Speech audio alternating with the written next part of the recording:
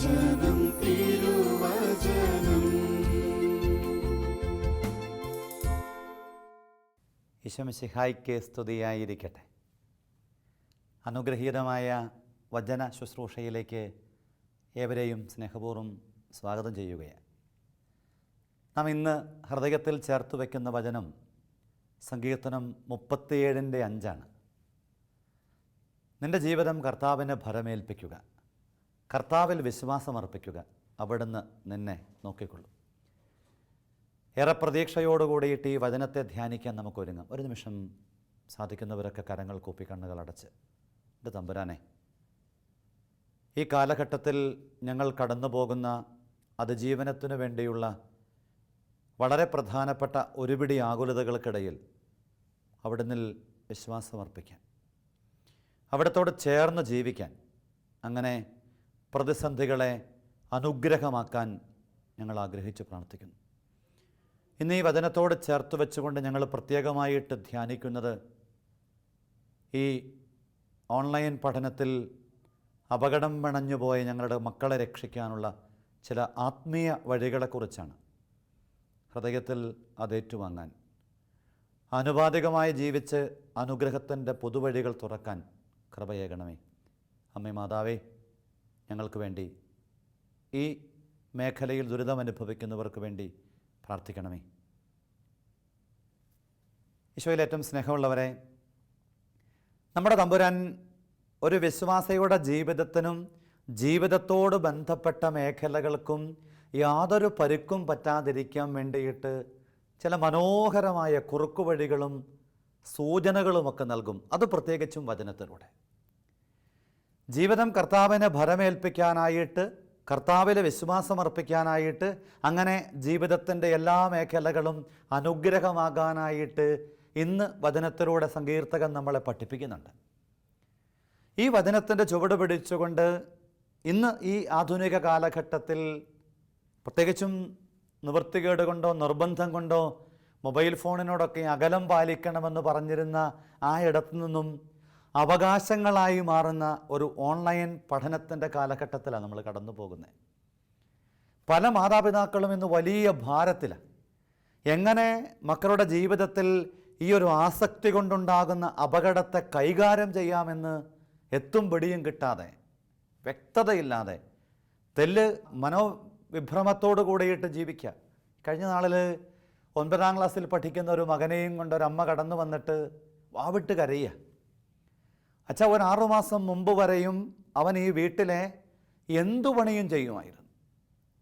അപ്പനെയും അമ്മയെയും സഹോദരങ്ങളെയും ഒക്കെ ഏറെ കരുതലോടെ സ്നേഹത്തോടെ അവൻ ഇന്ന പണിയുന്നില്ല അച്ഛാ. അടുക്കളപ്പണിക്ക് കൂടും, പറമ്പിൽ പണിയാൻ കൂടും, വീട്ടിലെ ഏതാവശ്യം പറഞ്ഞാലും നല്ല സജീവമായിട്ട് ഉണർന്ന് അനുഗ്രഹത്തോടു കൂടെ ഞങ്ങളുടെ സ്വന്തമായി കണ്ടിരുന്നവൻ ഈ നാളുകളിൽ വളരെ അപകടകാരിയായിട്ട് മാറി. അവൻ ഈ കഴിഞ്ഞ ദിവസങ്ങളിലൊക്കെ വീട്ടിൽ കാണിച്ച കോപ്രായങ്ങൾ പുറത്തു പോലും പറയാനാവില്ല. അപ്പനെയും അമ്മയെയും പോലും അവന് തിരിച്ചറിയാൻ പറ്റുന്നില്ലെന്ന് മാത്രമല്ല, അവൻ ഞങ്ങളോട് പറഞ്ഞ വാക്കുകൾ പുറത്തു പറയാൻ കൊള്ളില്ലാത്തവയാണ്. ഒരു മാനസിക വിഭ്രാന്തി ബാധിച്ചവനെ പോലെ മൊബൈൽ ഫോണിൻ്റെ ഉപയോഗത്തെ നിഷേധിച്ചപ്പം, അവൻ്റെ ആഗ്രഹങ്ങൾക്ക് ഒരു തടയിട്ടപ്പം അവൻ്റെ പെങ്ങളെ അവൻ ഉപദ്രവിച്ചു. വീട്ടിലെ പല സാധനങ്ങളും മദ്യപാനികളും അല്ലെങ്കിൽ മാനസിക വിഭ്രാന്തിയുള്ളവരുമൊക്കെ കാട്ടിക്കൂട്ടും പോലെ അടിച്ചു തകർത്തു. നാട്ടുകാർ കേൾക്കെ തന്നെ അവൻ ചീത്ത വിളിക്കുകയും അയൽക്കാർ പോലും അത് ശ്രദ്ധിക്കുകയും ഒക്കെ ചെയ്തു. ഇനി ജീവിതത്തിൽ ഈ മകനെ എങ്ങനെ മുൻപോട്ട് കൊണ്ടുപോകുമെന്നറിയാതെ സങ്കടത്തിൻ്റെ ഭാരത്തിൻ്റെ ഭാണ്ഡവുമായി കടന്നു വന്നവരോട് ആ വിഷയത്തെ ഒന്ന് കൈകാര്യം ചെയ്യാനായിട്ട് തമ്പുരാനോട് ചേർന്നിരുന്നപ്പം ഒന്നല്ല, ഒരുപിടി ജീവിതങ്ങൾ ഇത്തരം അവസ്ഥയിലൂടെ കടന്നു പോകുന്നുവെന്ന് അനുഭവത്തിൽ മനസ്സിലായപ്പം അതിനു ചില പരിഹാര മാർഗങ്ങൾ ഒന്ന് പറയാമെന്ന് കരുതിയിട്ടാണ് ഈ വചനത്തോട് ചേർന്ന ചിന്തകളെ നമ്മുടെ ഹൃദയത്തിൽ കുറിക്കാൻ ഓർമ്മപ്പെടുത്തുന്നത്. യെശയ്യാ പ്രവചനം 59:1 നമുക്ക് എല്ലാവർക്കും പരിചിതമാണ്. രക്ഷിക്കാൻ കഴിയാത്ത വിധം കർത്താവിൻ്റെ കരങ്ങൾ കുറുകിപ്പോയിട്ടില്ല, കേൾക്കാനാവാത്ത വിധം അവിടുത്തെ കാതുകൾക്ക് മാന്യം ഭവിച്ചിട്ടില്ല. അപ്പോൾ ഒരു വിശ്വാസിയുടെ സ്വരവും പ്രാർത്ഥനയും ദൈവത്തിനു മുമ്പിലേക്ക് ഉയരുമ്പം അടിസ്ഥാനപരമായിട്ട് കുഞ്ഞിൻ്റെ ജീവിതത്തിൽ കടന്നു വന്നിരിക്കുന്ന ഈ ആസക്തികളോടൊക്കെ ബന്ധപ്പെടുത്തിയിട്ട് നമുക്ക് അടിസ്ഥാനപരമായ ചില അറിവുകൾ കൂടെ വേണം. എന്താണ് ആസക്തി എന്ന് ചോദിച്ചാൽ കൃത്യമായിട്ടും അതിനെക്കുറിച്ച് നമുക്ക് ചില അറിവുകൾ നല്ലതാണ്. ആസക്തി എന്ന് പറഞ്ഞാൽ ചില നിയന്ത്രിത വസ്തുക്കളുടെ അമിത ഉപയോഗത്തിലൂടെ സ്വഭാവത്തിനുണ്ടാകുന്ന വ്യതിയാനത്തിൻ്റെ പേരാണ് ആസക്തി. അതായത് ചില വസ്തുക്കളുടെ അമിതമായ ഉപയോഗം ഒരു വ്യക്തിയുടെ ജീവിതത്തിൽ സ്വാധീനമാവുകയും ആ വ്യക്തിയുടെ വാക്കിലും ചിന്തയിലും പ്രവൃത്തിയിലും നോട്ടത്തിലും ജീവിതത്തിൻ്റെ സമഗ്ര മേഖലയിലും ഉണ്ടാകുന്ന ഒരു മാറ്റം, അതിനെയാണ് ആസക്തി വഴി സംഭവിക്കുന്ന അപകടം എന്നൊക്കെ വിളിക്കുന്നത്. അപ്പം മനഃശാസ്ത്രത്തിൻ്റെ വശങ്ങളിലേക്കൊന്നും നമ്മൾ പോകുന്നില്ല. ഈ ആസക്തി വഴിയായിട്ട് ഒരു വ്യക്തിയിലുണ്ടാകുന്ന അടിസ്ഥാനപരമായ ഒരു മാറ്റം എന്താണെന്ന് അറിഞ്ഞാൽ ആ മേഖലയിലേക്ക്, എന്തിനാ ഈ അറിവുകളെന്ന് ചോദിച്ചാൽ ഒരു പിൻ പോയിൻറ്റഡ് പ്രയർ നമ്മുടെ ജീവിതത്തിൽ ഉണ്ടാവണം. ഞാൻ എപ്പോഴും വിശ്വസിക്കുന്ന ഒരു കാര്യമാണ്, നമ്മളിങ്ങനെ ഈശോയെ എനിക്ക് വേണ്ടതൊക്കെ താ എന്ന് പ്രാർത്ഥിക്കുന്ന ഒരു ശൈലിയിൽ നിന്ന് ഒരു പിൻ പോയിൻറ്റഡ് പ്രയർ ശൈലിയിലേക്ക് ജീവിതത്തെ മാറണം. മക്കൾക്കൊരു ബലഹീനതയുണ്ടെങ്കിൽ, പങ്കാളിക്കൊരു വീഴ്ചയുണ്ടെങ്കിൽ, എന്നിൽ ചില മാറ്റങ്ങൾ ആവശ്യമാണെങ്കിൽ അതിലേക്ക് നമ്മുടെ പ്രാർത്ഥനയെ ഏകാഗ്രതയോട് കൂടിയിട്ട് പോയിൻ്റ് ചെയ്താൽ അത്ഭുതകരമായിട്ട് അനുഗ്രഹമാകുന്നത് കാണാനിടയായിട്ടുണ്ട്. അതുകൊണ്ട് ഞാൻ ആളുകളോടൊക്കെ പലപ്പോഴും പറയും, ചില ആൾക്കാർ എന്തിനു വേണ്ടി പ്രാർത്ഥിക്കണം എന്നൊക്കെ ചോദിക്കുമ്പം, അച്ഛാ മോളുടെ കല്യാണം നടക്കണം, വീട് പണിയണം, സ്ഥലം വിൽക്കണം, പിന്നെയും ഉണ്ടാവും കുറേ നിയോഗങ്ങൾ. അപ്പം ഞാൻ ചോദിക്കും, ഇതിലേതാ അപ്പോൾ ആദ്യം നടക്കേണ്ടത്? സ്ഥലം വിറ്റാലേ അച്ഛാ വീട് പണിയാൻ പറ്റുള്ളൂ, വീട് പണിതാലേ കല്യാണം നടക്കുകയുള്ളൂ. അപ്പം ഞാൻ അവരോട് പറയും, എൻ്റെ പ്രിയപ്പെട്ട സഹോദരങ്ങളെ, ഒരു ലോഡ് മണൽ മുറ്റത്തിറക്കി നമ്മൾ ആ മണൽ വാരി ചില്ലയിലെറിഞ്ഞ ചില്ല് പൊട്ടില്ല. അതിൽ നിന്നും അരിച്ചു മാറ്റിയിട്ടിരിക്കുന്ന ഒരൊറ്റ കല്ല് കൊണ്ട് ചില്ല് പൊട്ടിക്കാനായിട്ട് കഴിയും. അതുപോലെ ദൈവം ആഗ്രഹിക്കുന്നുണ്ട് വിശ്വാസിയുടെ ജീവിതത്തിൽ, ഏതൊരു വ്യക്തിയുടെയും ജീവിതത്തിൽ ഈ പിൻ പോയിൻറ്റഡ് പ്രയർ നമ്മുടെ ജീവിതത്തിൽ ഉണ്ടാവണം. അതുകൊണ്ട് ഒറ്റക്കല്ലെടുത്ത് ചില്ലയിലെറിയുന്നത് പോലെ ഏതു കാര്യമാണോ നിൻ്റെ പ്രാർത്ഥനയായിട്ട് മാറേണ്ടത് അതിലേക്ക് നിൻ്റെ മുഴുവൻ ശ്രദ്ധയും ഏകാഗ്രതയോടുകൂടിയിട്ട് ചേർത്ത് വയ്ക്കണം. അപ്പം ഞാൻ പറഞ്ഞു വന്ന കാര്യം ആസക്തിയോട് ബന്ധപ്പെടുത്തിയിട്ട്, ഈ ആസക്തി എന്ന് പറയുന്ന മേഖലയോട് ബന്ധപ്പെടുത്തിയിട്ട് നമ്മൾ പണ്ട് കരുതിയിരുന്നത് മദ്യവും മയക്കുമരുന്നും അതിനോട് ബന്ധപ്പെട്ടതും മാത്രം ആസക്തികളായി മാറുമ്പം ഇന്നിപ്പം വ്യായാമം, ചൂതാട്ടം, അശ്ലീല സാഹിത്യങ്ങൾ, മൊബൈൽ ഫോണിൻ്റെ അമിത ഉപയോഗങ്ങൾ, ഇങ്ങനെ വിവിധങ്ങളായ മേഖലയിൽ ഗെയിമും അതിനോട് ബന്ധപ്പെട്ടും നെറ്റ്വർക്കും അതിൻ്റെ ഉപയോഗങ്ങളും, ഇങ്ങനെ വിവിധങ്ങളായ മേഖലയിലേക്ക് ഈ ആസക്തിയുടെ തലങ്ങൾ വല്ലാതെ വ്യാപരിച്ചിട്ടുണ്ട്. അപകടകരമായി അതിന്ന് ആധുനികതയെ വല്ലാതെ ഭാരപ്പെടുത്തിയിട്ടുണ്ട്. ഏറെ വൈകിക്കിടക്കുകയും ഉച്ചയാകുവോളം ഉറങ്ങിയിട്ട് ഉച്ചയാകുമ്പം ഈ ജീവിതത്തിൻ്റെ ക്രമം മുഴുവനും അപ്സൈഡ് ചെയ്യപ്പെട്ടിരിക്കുക. ഉച്ചയ്ക്ക് 12 മണിക്ക് ഒരു വീട്ടിൽ ചെല്ലുമ്പം ചെറുപ്പക്കാരൻ ഉറങ്ങുകയാണെന്ന് അമ്മ പറയണത്. അവൻ ലേറ്റായിട്ടാണ് ഉറങ്ങണത്രേ, ലേറ്റായിട്ട് ഉറങ്ങും. എന്താ അവന് പരിപാടി? അവന് പ്രത്യേകിച്ച് ഒരു പരിപാടിയില്ല. അവൻ്റെ പണിയെക്കുറിച്ച് പണ്ട് പറയും TVS എന്നൊക്കെയാണ് പണ്ട് ചെറുപ്പക്കാർ നേരം പോക്കിന് പറഞ്ഞിരുന്നത്. നമ്മൾ പെട്ടെന്ന് വിചാരിക്കും ഇവനേതോ ബൈക്കിൻ്റെ TVSൻ്റെ കമ്പനിയിലാണ് ജോലി എടുക്കണതെന്ന്. തെക്ക് വടക്ക് സർവീസാണ്. കാലത്ത് എഴുന്നേറ്റ് തെക്കോട്ടും പിന്നെ വടക്കോട്ടും ഇങ്ങനെ ഈ TVS പണി നടത്തുന്ന ഒരു ചെറുപ്പക്കാരൻ്റെ കഥയാണ് ഞാൻ പറഞ്ഞത്. ഈ ആസക്തിയോട് ബന്ധപ്പെടുത്തി തലച്ചോറിലെ ലിംബിക് സിസ്റ്റം നമ്മുടെ ജീവിതത്തിന് വളരെ അത്യന്താപേക്ഷിതമായിട്ട് സഹായകമാണ്. അത് നമ്മുടെ നിലനിൽപ്പിന് സഹായകമാണ്. നമ്മുടെ പ്രവൃത്തികളെ അത് സ്വാധീനിക്കും. പ്രത്യേകിച്ച് ഭക്ഷണവും താമസവും കുഞ്ഞുങ്ങളെ പരിചരിക്കലും ഇങ്ങനെയുള്ള പ്രവൃത്തികളൊക്കെ ചെയ്യാനായിട്ട് ഈ ലിംബിക് സിസ്റ്റം നമ്മളെ സപ്പോർട്ട് ചെയ്യും. പക്ഷേ ഈ സിസ്റ്റത്തിനകത്തേക്ക് ഇത്തരം പ്രവൃത്തികൾ, അതായത് നമ്മൾ എന്തെങ്കിലും ഒരു ഇത്തരത്തിലുള്ള ഭക്ഷണം അല്ലെങ്കിൽ പരിചരണം ഇങ്ങനെയുള്ള പ്രവൃത്തികളൊക്കെ ചെയ്യുമ്പം ഈ സിസ്റ്റത്തിനകത്തേക്ക് തലച്ചോറിൽ നിന്നും ഡോപാമീൻ ഉൽപ്പാദിപ്പിക്കപ്പെടും. ഈ ഡോപ്പമീൻ അവിടെ ഉൽപ്പാദിപ്പിക്കപ്പെട്ട് കഴിയുമ്പം ഇത്തരം പ്രവൃത്തികൾ കൂടുതൽ തീക്ഷ്ണതയോടെ ചെയ്യാനായിട്ടുള്ള ആഗ്രഹങ്ങളും താല്പര്യങ്ങളും ഒക്കെ ഉണ്ടാകും. ഏതെങ്കിലുമൊക്കെ ആസക്തി വഴിയായിട്ട് ഇത് കൂടുതലായി കഴിയുമ്പം അപകടകരമായിട്ട് നമ്മുടെ ജീവിതത്തെ അത് സ്വാധീനിക്കും. അങ്ങനെയാണ് ഈ ആസക്തിയുടെ ഡെവലപ്മെൻറ്റ്. അത് മനഃശാസ്ത്രത്തിൻ്റെ ഭാഗമാണ്, കൂടുതൽ വിശദമായി പറയാൻ എനിക്കാവില്ല. പക്ഷേ ഇത്തരത്തിൽ അപകടപ്പെടുന്ന ജീവിതങ്ങളെ കൈകാര്യം ചെയ്യാനായിട്ട് മാതാപിതാക്കൾ ആഗ്രഹിക്കുന്നുണ്ട്. ഒരു വിശ്വാസിക്ക് അതിനുള്ള വഴിയുണ്ട്. അതിൻ്റെ വഴികൾ കൃത്യമായിട്ടും ആത്മീയയിടങ്ങളിൽ നമുക്ക് കണ്ടെത്താൻ പറ്റും. അതിൽ പ്രധാനപ്പെട്ട വഴി, ആദ്യം നമ്മളൊരു തിരിച്ചറിവിലേക്ക് എത്തണം. മാതാപിതാക്കളുടെ ജീവിതത്തിൽ ഏതെങ്കിലുമൊക്കെ മേഖലയിൽ ആസക്തികൾക്കിണങ്ങുന്ന വിധത്തിലുള്ള ചിന്തയോ പ്രവൃത്തികളോ നിലപാടുകളോ ജീവിതത്തിൻ്റെ സവിശേഷതകളോ ഉണ്ടായിട്ടുണ്ടെങ്കിൽ അത് മക്കളെ സ്വാധീനിക്കും എന്ന ഒരു സത്യം നമ്മൾ തിരിച്ചറിയണം. ഇതെന്തിനാണെന്ന് വെച്ചാൽ നമ്മൾ പലപ്പോഴും കുഞ്ഞുങ്ങളുടെ ജീവിതത്തിൻ്റെ വൈകല്യത്തോട് ബന്ധപ്പെടുത്തിയിട്ട് വലിയ ഭാരം പേറുമ്പം ഈ കുഞ്ഞിൻ്റെ ജന്മവും വളർച്ചയും ജീവിതത്തിൻ്റെ കഴിഞ്ഞുപോയ കാലഘട്ടങ്ങളുമൊക്കെ ഏതൊക്കെയോ പ്രത്യേകതകൾ കൊണ്ട് സ്വാധീനിക്കപ്പെട്ടിട്ടാണ് ഈ കുഞ്ഞ് ഇത്തരം പ്രവൃത്തികൾ ഏർപ്പെടുന്നത് എന്നുകൂടെ നമ്മൾ തിരിച്ചറിയണം. എനിക്ക് നന്നായിട്ടറിയാം. ഒരു കുടുംബം എന്നോട് പറയാണ്, ഭർത്താവിൻ്റെ വീട്ടിൽ അവർ ടി വിയും സിനിമയും സീരിയലുകളും അങ്ങനെയുള്ള പ്രോഗ്രാമുകളോട് ബന്ധപ്പെടുത്തിയിട്ടാണ് അവരുടെ ശ്രദ്ധയും താല്പര്യവും. എന്നാൽ ഈ പെൺകുട്ടിയുടെ സ്വന്തം വീട്ടിൽ അവർ നന്നായി പ്രാർത്ഥിക്കുന്ന കുടുംബമാണ്. അപ്പം നല്ല പ്രാർത്ഥനാ ചൈതന്യമുള്ള ഒരു വ്യക്തിത്വമാണ്. അങ്ങനെ അവരുടെ വീട്ടിൽ കൊന്തയും പ്രാർത്ഥനകളും ശാലോം ടി വിയും അങ്ങനെ ആത്മീയതയുടെ ഉണർത്തിൻ്റെ ഇടങ്ങളാണ് ആ ജീവിതത്തിലുള്ളത്. അപ്പോൾ ഈ പെൺകുട്ടി എന്നോട് പറയുക, ഒരു വയസ്സ് വരെ അവന് മൊബൈൽ ഫോണും ടി വിയും ഒക്കെ ഭയങ്കര ആസക്തിയായിരുന്നു. ഞങ്ങളുടെ വീട്ടിൽ വന്നു കഴിഞ്ഞപ്പം ഈ കുഞ്ഞിന് ബൈബിളും കൊന്തയും ആത്മീയ കാര്യങ്ങളുമൊക്കെ ആ കുഞ്ഞിൻ്റെ ജീവിതത്തിന് സ്വാധീനമായി. മാതാപിതാക്കളെ ശ്രദ്ധിക്കണം. ഓരോ അപ്പൻ്റെയും അമ്മയുടെയും ജീവിതം ഈ SSLC പരീക്ഷയൊക്കെ ആകുമ്പം കേബിളൊക്കെ ഡിസ്കണക്ട് ചെയ്തിട്ട് കുഞ്ഞിൻ്റെ പരീക്ഷയ്ക്ക് വിജയിപ്പിക്കാൻ വേണ്ടിയിട്ട് കാണിക്കുന്ന അതിതീക്ഷ്ണത, അതിതീവ്രത തെറ്റൊന്നുമല്ല. പക്ഷേ അതിനേക്കാളും പ്രാധാന്യമുണ്ട് ഒരു കുഞ്ഞിൻ്റെ ജീവിതത്തെ സമഗ്രതയിൽ അപകടപ്പെടുത്തുന്ന ഈ പുതിയ കാലത്തിൻ്റെ സോഷ്യൽ മീഡിയയുടെയും മൊബൈൽ ഫോണിൻ്റെയും ഗെയിമുകളുടെയും ഒക്കെ ഉപയോഗം വഴി വന്നു പിഴച്ചു പോകുന്ന അപകടകരമായ അവസ്ഥകൾ. അതിലേക്ക് നമ്മൾ വിരൽ ചൂണ്ടുമ്പം ഏറെ ശ്രദ്ധയോട് കൂടിയിട്ട് ഒരാത്മപരിശോധന നടത്തുന്ന ഓരോ മാതാപിതാക്കളും ഓരോ അപ്പനും അമ്മയും, എൻ്റെ ജീവിതത്തിൽ ഈ അടിസ്ഥാനപരമായിട്ടുള്ള ആസക്തിയുടെ മേഖലകളുണ്ടോ?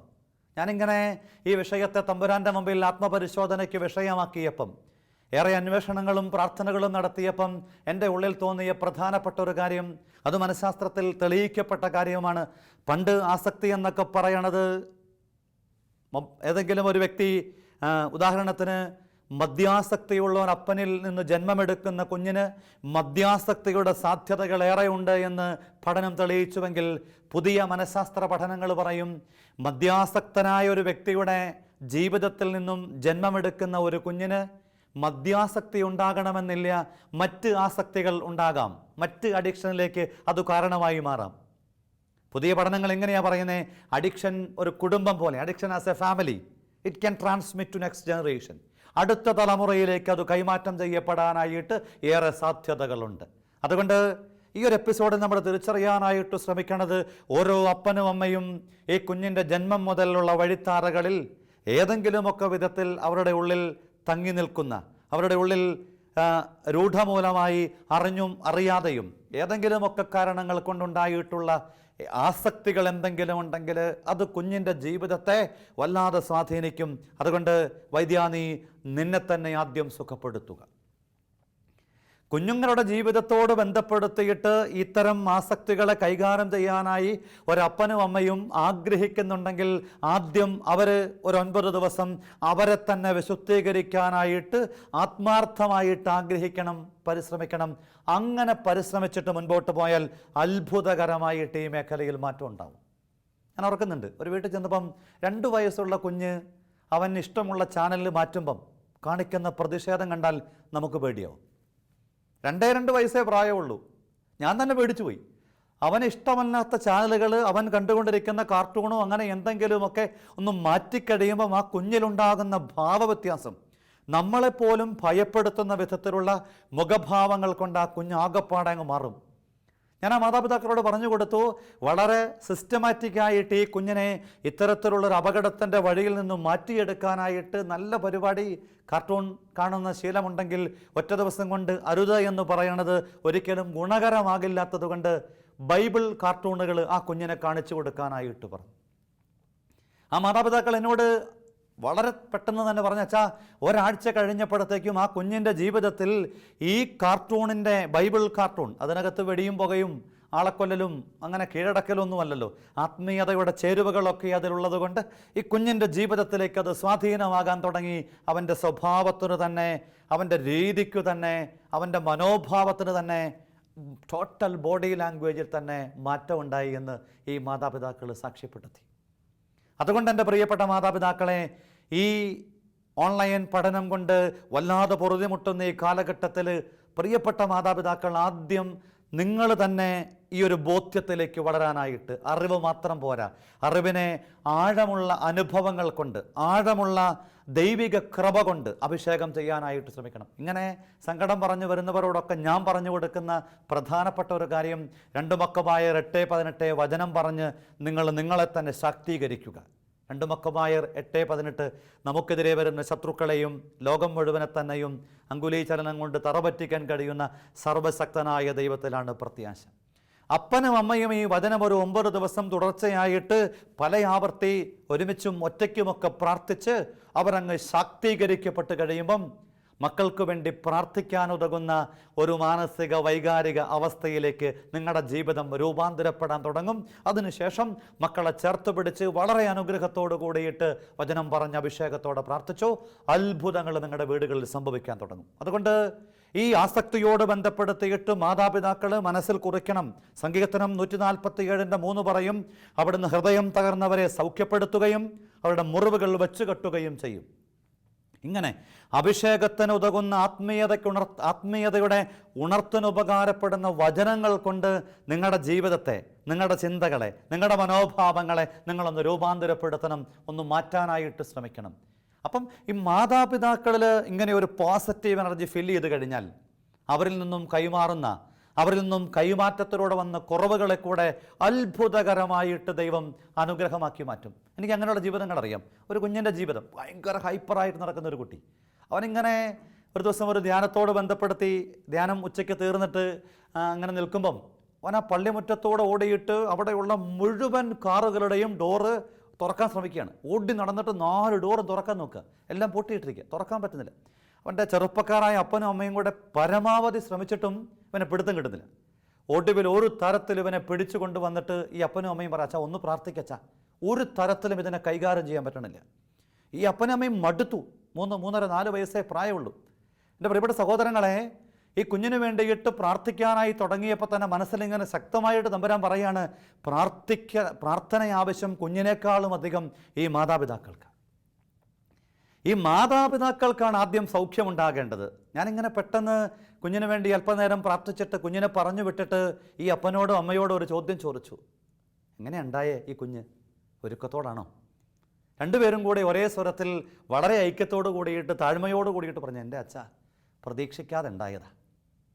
ഒട്ടും ഒരുക്കമില്ലാതെ ഒരു കുഞ്ഞു ജന്മം കൊടുത്തുവെന്ന് വളരെ വ്യക്തമായിട്ട് അവൻ്റെ ജീവിതത്തിലൂടെ ഒരു അൺവാണ്ടഡ് ചൈൽഡ് എന്നുള്ള മനോഭാവത്തോടെ ആ കുഞ്ഞു ജനിച്ചതാണ് എന്ന് കൃത്യതയോട് കൂടിയിട്ട് നമുക്ക് വായിച്ചെടുക്കാൻ കഴിയും. പ്രിയപ്പെട്ട സഹോദരങ്ങളെ, എന്തിനാ ഇത് പറയണേ? ആരെയും കുറ്റപ്പെടുത്താനോ മനസ്സ് ഭാരപ്പെടാനോ ഒന്നുമല്ല. അപ്രതീക്ഷിതമായിട്ടും ഒരുക്കമില്ലാതെയും കുഞ്ഞുങ്ങൾ ഉണ്ടാകുമ്പോഴും അതിനെ അനുഗ്രഹത്തോടു കൂടിയിട്ട് സ്വീകരിച്ച് രാജകീയമായിട്ട് ഉദരത്തിലും ലോകത്തിൽ ജന്മത്തിൻ്റെ വഴിത്താറകളിലും വളർത്തുന്ന മാതാപിതാക്കളെ ഞാൻ കണ്ടിട്ടുണ്ട്. പക്ഷേ ഈ മാതാപിതാക്കൾക്ക് ഈ മേഖലയിൽ അറിവില്ലാത്തത് കൊണ്ട് തിരക്ക് പിടിച്ച ജോലിക്കിടയിൽ ഇതൊരു ഭാരമായല്ലോ, സെറ്റിലാകും മുമ്പേ കുഞ്ഞുണ്ടായല്ലോ എന്നൊക്കെയുള്ള വലിയ ഭാരത്തിൻ്റെ ചിന്തകൾ പേറി നടന്ന ഈ മാതാപിതാക്കൾ ഇന്ന് ഈ മകനെ ഓർത്ത് വല്ലാതെ ഭാരപ്പെടുന്നു എന്ന സത്യം നിങ്ങൾ തിരിച്ചറിയണം. അതുകൊണ്ട് ജോബിൻ്റെ പുസ്തകം 5:18 പറയും, അവിടുന്ന് മുറിവേൽപ്പിക്കും എന്നാൽ വച്ചുകെട്ടും, അവിടുന്ന് പ്രഹരിക്കും എന്നാൽ അവിടുത്തെ കരം സുഖപ്പെടുത്തും. ഓർത്തോ നിങ്ങൾ, ഒരുപക്ഷെ അപ്രതീക്ഷിതമായിട്ട് നമുക്ക് മുറിവുകൾ ഉണ്ടാകാം, ഭാരങ്ങൾ ഉണ്ടാകാം, അസ്വസ്ഥതകൾ ഉണ്ടാകാം. പക്ഷെ തമ്പുരാൻ കർത്താവ് ആ മുറിവുകളെ വെച്ചുകെട്ടും. ജോബിൻ്റെ ജീവിതത്തെ 1-ാമത്തെ അധ്യായം, ജോബിൻ്റെ ജീവിതത്തിൽ സഹനങ്ങൾ കടന്നു വരുന്നു. ജോബിന് ഒരുപാട് ബാഹ്യമായ മേഖലയിൽ, മക്കളും പ്രിയപ്പെട്ടവരുമൊക്കെയായ ബാഹ്യമേഖലയിൽ ജോബിൻ്റെ ശരീരത്തോട് നേരിട്ട് ബന്ധമില്ലാത്ത ഇടങ്ങളിലൊക്കെ നഷ്ടങ്ങൾ ഉണ്ടാകുന്നു. എന്നാൽ 2-ാം അധ്യായത്തിലേക്ക് എത്തുമ്പോഴത്തേക്കും ജോബിൻ്റെ ജീവിതം ശിരസ് മുതൽ പാദം വരെ ഒറ്റമുറിവായിട്ട് മാറി. ഒട്ടുകഷണം കൊണ്ട് ചാരം പൂശി ചാരത്തിലിരുന്ന് ചിരണ്ടിക്കൊണ്ടിരിക്കുന്ന ജോബിൻ്റെ ജീവിതം പിന്നീട് 3-ാം അധ്യായം മുതൽ കൂട്ടുകാരും പ്രിയപ്പെട്ടവരും പ്രിയതമയുമൊക്കെ ജോബിനെ തള്ളിപ്പറയാനും വിശ്വാസത്തെ ഉപേക്ഷിക്കാനും ഒക്കെ പറഞ്ഞതിൻ്റെ ഒടുവിൽ ജോബ് എത്തി നിൽക്കുന്നത് ഒരു നിരാശയുടെ മനുഷ്യനായിട്ടാണ്. പിന്നീട് അങ്ങോട്ട് ഒരു 37-ാം അധ്യായം വരെയും ദൈവത്തോട് മല്ലടിക്കുന്ന, ചോദ്യങ്ങൾ ചോദിക്കുന്ന, സംവാദത്തിലേർപ്പെടുന്ന, തൻ്റെ ജന്മവും ജീവിതവും ഒരു പാഴായെന്നും എന്തിനു ജനിക്കാൻ ഇടവന്നു എന്നുമൊക്കെയുള്ള പരിദേവനങ്ങളുടെ ഒരു ഭാണ്ഡക്കെട്ടുമായി നിൽക്കുന്ന ഒരു ജോബിനെ നമ്മൾ കാണുന്നുണ്ട്. അവിടെയാ തമ്പുരാൻ ജോബിന് മനോഹരമായ ഓർമ്മപ്പെടുത്തലുകൾ ഉള്ളിൽ കൊടുത്തപ്പോൾ ജോബ് പറയാണ്, അവിടുന്ന് മുറിവേൽപ്പിക്കും. ചിലപ്പം മക്കളോ ജീവിത പങ്കാളിയോ ആസക്തികളിൽപ്പെട്ട് ജീവിതത്തെ ഭാരപ്പെടുത്തും. പക്ഷേ അവിടുന്ന് തന്നെ വെച്ച് കെട്ടും, അവിടുന്ന് പ്രഹരിക്കും, എന്നാൽ അവിടുത്തെ കരം സുഖപ്പെടുത്തും. പ്രിയപ്പെട്ട മാതാപിതാക്കളെ, എന്തിനാ ഈ വചനമെന്നറിയാമോ?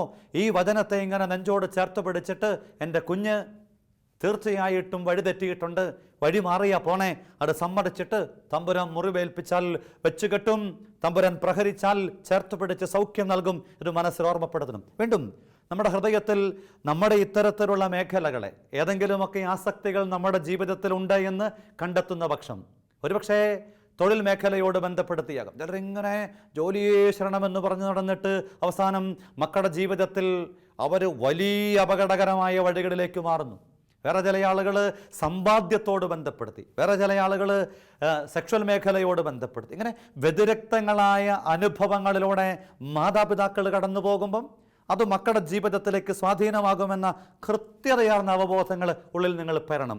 ഭാരപ്പെടാനല്ല, അനുഗ്രഹമായി തിരുത്താൻ വേണ്ടിയിട്ട്. യെശയ്യാ പ്രവചനം 54:17 പറയും, നിന്നെ ഉപദ്രവിക്കാനുണ്ടാക്കിയ ഒരായുധവും ഫലപ്രദമാവില്ല, നിനക്കെതിരായി വിധി പ്രസ്താവിക്കുന്ന എല്ലാ നാവുകളെയും ഞാൻ കൃത്യമായിട്ടും നിയന്ത്രിക്കും. പ്രിയപ്പെട്ടവരെ, തമ്പുരാനോട് നമ്മളങ്ങ് ചേർന്ന് നിന്നാലുണ്ടല്ലോ, നമ്മുടെ ജീവിതത്തിൽ സൗഖ്യം കിട്ടാൻ തുടങ്ങും. നമ്മൾ സൗഖ്യപ്പെടാനും അഭിഷേകപ്പെടാനും തുടങ്ങും, അനുഗ്രഹത്തോടെ ജീവിക്കാൻ തുടങ്ങും. അപ്പോൾ മാതാപിതാക്കളോടുള്ള ഈ ഓർമ്മപ്പെടുത്തൽ നിങ്ങൾ നെഞ്ചിൽ സൂക്ഷിക്കണം. നമുക്ക് ജീവിതത്തിൽ മാറ്റം ഉണ്ടാവണം. ഞാൻ മാറ്റം വരുത്തി എൻ്റെ മകൻ്റെ മകളുടെ ജീവിതത്തിൻ്റെ വഴിമാറലുകളെ തിരികെ പിടിക്കുമെന്നുള്ള തീർച്ചയായ നിഷ്ഠയായ നിലപാടുണ്ടാവണം. ഞാൻ ചില അനുഭവങ്ങളൊക്കെ പറയണത് മനസ്സിൽ തങ്ങി നിൽക്കാൻ വേണ്ടിയിട്ട്. ഒരമ്മ എന്നോട് പറയുക, അച്ഛാ 3 വയസ്സ് പ്രായമുള്ള മകൻ, ആ മകനോട് ബന്ധപ്പെടുത്തി വലിയ ഭാരം പേറിയിട്ട് ഈ അമ്മ പറയാണ്, അവൻ മുറിയിലുള്ളപ്പം ഡ്രസ്സ് മാറാൻ എനിക്ക് പേടിയാണ്. ചിന്തിക്കാൻ പറ്റുമോ നമുക്ക്? 3 വയസ്സുള്ളൊരു കുഞ്ഞിനെ അമ്മ ഭയപ്പെടേണ്ടതുണ്ടോ ഇത്തരം കാര്യങ്ങളോട് ബന്ധപ്പെടുത്തി? അടിസ്ഥാനപരമായിട്ട് ആ ജീവിതത്തെ ഒന്ന് പരിശോധിച്ച് കഴിയുമ്പം ആ കുഞ്ഞിൻ്റെ ജന്മവും ആ കുഞ്ഞിൻ്റെ വളർച്ചയും മാതാപിതാക്കളുടെ സവിശേഷതകളുമൊക്കെ വായിച്ചെടുത്ത് പ്രാർത്ഥിച്ച് അതിൻ്റെ ഒരു കൺക്ലൂഷൻ വല്ലാണ്ട് നമ്മളെ ഭാരപ്പെടുത്തും. ആ സഹോദരി തന്നെ അവസാനം സമ്മതിച്ചു, ജീവിത പങ്കാളിയുടെ ഈ സെക്ഷൽ മേഖലയോട് ബന്ധപ്പെടുത്തിയ ചില തെറ്റായ നിലപാടുകളും കാഴ്ചപ്പാടുകളും അതിൻ്റെ ഒരു കോപ്പി എന്നോണം ഈ മകൻ്റെ ജീവിതത്തിൽ കാണുകയാണ്. പ്രിയപ്പെട്ട മാതാപിതാക്കളെ, നമ്മൾ ഈ എപ്പിസോഡിൽ മനസ്സിൽ കുറിക്കുന്ന പ്രധാനപ്പെട്ട വിഷയം, നമ്മളിങ്ങനെ ജീവിതത്തിൽ മക്കളുടെ ജീവിതം വഴിതെറ്റിയല്ലോ എന്നോർത്ത് സങ്കടപ്പെട്ട് ഭാരപ്പെട്ട് ഇനി എന്നാ ചെയ്യുമെന്നോർത്ത് നിൽക്കുന്നതിന് പകരം നമുക്ക് നമ്മെ തന്നെ ഒന്ന് സൗഖ്യപ്പെടുത്തിയെടുക്കാം. രക്ഷിക്കാൻ കഴിയാത്ത വിധം കരങ്ങൾ കുറുകിപ്പോകാത്ത കർത്താവിൻ്റെ കരങ്ങളിലേക്ക് ജീവിതത്തിൻ്റെ മുഴുവൻ ഭാരങ്ങളും ഇറക്കി വെച്ച് കർത്താവിൽ വിശ്വാസമർപ്പിച്ച് നമുക്കും അനുഗ്രഹത്തിൻ്റെ പുതിയ സാധ്യതകളെ തുറക്കാം. നമ്മളൊന്ന് സൗഖ്യപ്പെട്ടാൽ, മാതാപിതാക്കളെ നിങ്ങൾ ഓർക്കണം, നിങ്ങളിലൂടെ സൗഖ്യപ്പെടാനായിട്ട് സ്വർഗം ആഗ്രഹിക്കുന്നുണ്ടാവും നിങ്ങളുടെ മക്കളും അടുത്ത തലമുറയും. അപ്പനും അമ്മയും ഈ ഒരു ബോധ്യത്തിലേക്ക് എത്തിയിട്ട് തിരിച്ചറിവോട് കൂടിയിട്ട്, ഫിലിപ്പിയ ലേഖനം 4:13 പറയും, എന്നെ ശക്തനാക്കുന്നവനിലൂടെ എനിക്കെല്ലാം സാധിക്കും. 1 കൊറിന്തോസ് 10:13 ഓർമ്മപ്പെടുത്തുന്നുണ്ട്, മനുഷ്യ സാധാരണമല്ലാത്ത ഒരു പ്രലോഭനവും ദൈവം നിങ്ങൾക്ക് നൽകില്ല. ദൈവം വിശ്വസ്തനാണ്. നിങ്ങളുടെ ശക്തിക്ക് അതീതമായിട്ട് പ്രലോഭനങ്ങൾ ഉണ്ടാകുമ്പോൾ അവയെ അതിജീവിക്കാൻ വേണ്ട അനുഗ്രഹവും നിങ്ങൾക്ക് തരും. ഈ കാലഘട്ടത്തിൽ ഈ കോവിഡ് മൂലം, ലോക്ക്ഡൗൺ മൂലം, അല്ലെങ്കിൽ ഓൺലൈൻ പഠനത്തിൻ്റെ സാധ്യതകളൊക്കെ തുറന്നുകൊണ്ട് തമ്പുരാൻ്റെ മുമ്പിൽ അജ്ഞാതമായ ഒരു കാര്യമല്ല, അതൊരു പക്ഷെ നമുക്ക് പിടികിട്ടാത്തൊരു കാര്യമാണ്. ഈ മേഖലയെ അനുഗ്രഹത്തോടുകൂടെ കൈകാര്യം ചെയ്യാൻ അഭിഷേകം ലഭിച്ച മാതാപിതാക്കളായി ഓരോ മാതാപിതാക്കളും മാറട്ടെ. കൃത്യമായിട്ടും വചനം ഓർമ്മപ്പെടുത്തുന്നുണ്ട്, 2 മക്കബായർ 8:18. ആ വചനം നിങ്ങളുടെ പ്രാർത്ഥനയായി മാറട്ടെ. നമുക്കെതിരെ വരുന്ന ശത്രുക്കളെ, ലോകം മുഴുവനെ അങ്കുലീചലനം കൊണ്ട് തറപറ്റിക്കാൻ കഴിയുന്ന സർവശക്തനായ ദൈവത്തിലാണ് പ്രത്യാശ. വചനം ഇങ്ങനെ അമ്മമാരും അപ്പച്ചന്മാരും ആവർത്തിച്ച് പറഞ്ഞ് നിങ്ങൾ ശാക്തീകരിക്കപ്പെട്ട് മക്കളിലേക്ക് കൃപ കൈമാറാൻ ഇടയാവട്ടെ. നമുക്കൊരു നിമിഷം പ്രാർത്ഥിക്കാം. കർത്താവേ, മക്കളെ ഓർത്ത്, പ്രത്യേകിച്ചും ഓൺലൈൻ പഠന കാലഘട്ടത്തിൽ മക്കൾ കടന്നു പോകുന്ന വലിയ അപകട ശൈലികളെ ഓർത്ത്, പിടിച്ചാൽ കിട്ടാത്ത വിധമുള്ള വഴിമാറലുകളെ ഓർത്ത് ഞങ്ങൾ ഭാരപ്പെടുന്നു. ഭാരപ്പെട്ടതുകൊണ്ടോ പറഞ്ഞു നടന്നതുകൊണ്ടോ പരിഹാരം ഉണ്ടാവുന്നില്ലല്ലോ. ഞങ്ങൾ കർത്താവിൽ വിശ്വാസം അർപ്പിക്കുന്നു. ഞങ്ങളെ നോക്കാൻ കഴിയുന്നവൻ, എല്ലാം അനുഗ്രഹമാക്കാൻ കഴിയുന്നവൻ അങ്ങാണെന്ന് ഉറച്ചു വിശ്വസിച്ചുകൊണ്ട്, മനഃശാസ്ത്രത്തിൻ്റെ സാധ്യതകൾക്കൊക്കെ അപ്പുറം ആത്മീയതയുടെ അഭിഷേകം കൊണ്ട് ഞങ്ങളെ സൗഖ്യപ്പെടുത്താൻ ഞങ്ങൾ ഈ ശുശ്രൂഷയിലൂടെ പ്രാർത്ഥിക്കുന്നു. അമ്മ മാതാവേ, പ്രാർത്ഥിക്കണേ. എല്ലാവരെയും ദൈവം സമൃദ്ധമായി അനുഗ്രഹിക്കട്ടെ. ഈശോ മിശിഹായ്ക്ക് സ്തുതിയായിരിക്കട്ടെ.